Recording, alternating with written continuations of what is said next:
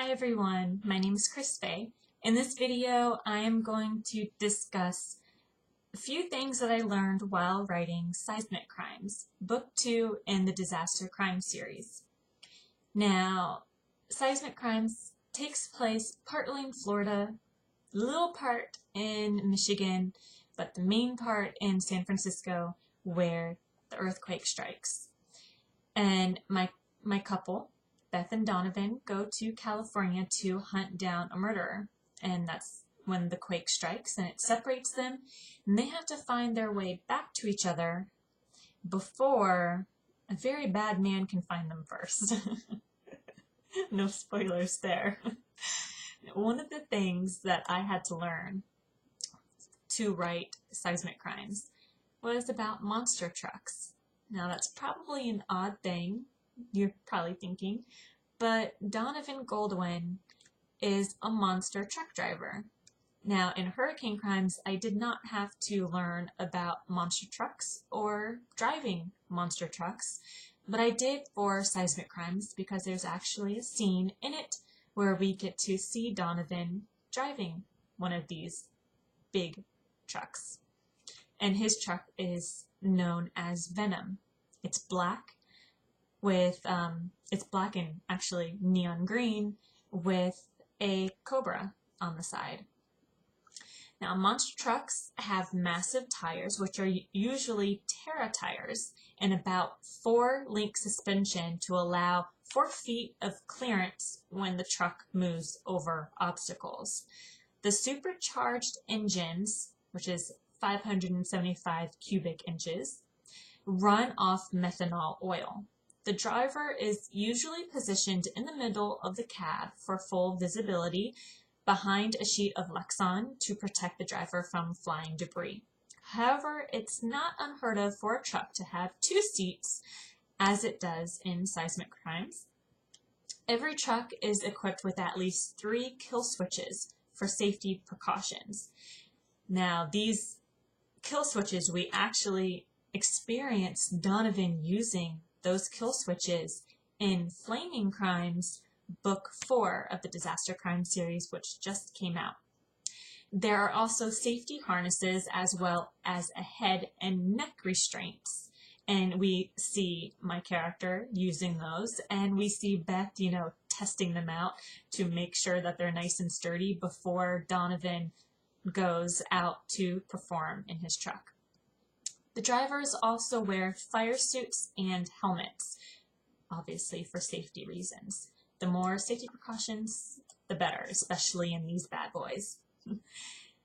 I also had to learn about some self-defense, specifically some self-defense maneuvers, because Beth Kennedy is a self-defense instructor. There's a scene in Seismic Crimes where we get to see her teaching her students how to do a specific maneuver, and I will read a little excerpt from that part. She nodded at the man beside her who was equipped with padding and a helmet. She turned her back to him, and he wrapped his arm around her neck, pressing a plastic knife to her throat. Her arms shot up, and she grabbed his wrist with her hands, one on either side of his arm. Then her head shot back, butting the helmet. When her attacker stumbled, her hand fell, striking him in the groin. As he doubled over, her elbow rammed him in the ribs, and the back of her fist jabbed his face. Free from his hold, she spun away from him while wrenching his arm and slammed him into the ground. That's just one of the techniques Beth teaches her students, and she teaches them even more in Flaming Crimes. We get to experience, just like with Donovan, more monster truck driving in Flaming Crimes. We get to see Beth doing more hands-on work with self-defense in her studio with her classes. Now in Seismic Crimes, I also learned a little bit about corpses. I'll keep this one brief, but I learned just how horrible a body smells and looks after it's been left in water for days. Bloating, skin slippage, black veins and maggots. Let's just leave it at there. But there is a pretty detailed description in Seismic Crimes. I'm one of those writers who really believes in descriptions and details to give the reader full visuals, as well as, all the senses, like not just sight, but smell and touch and taste if possible.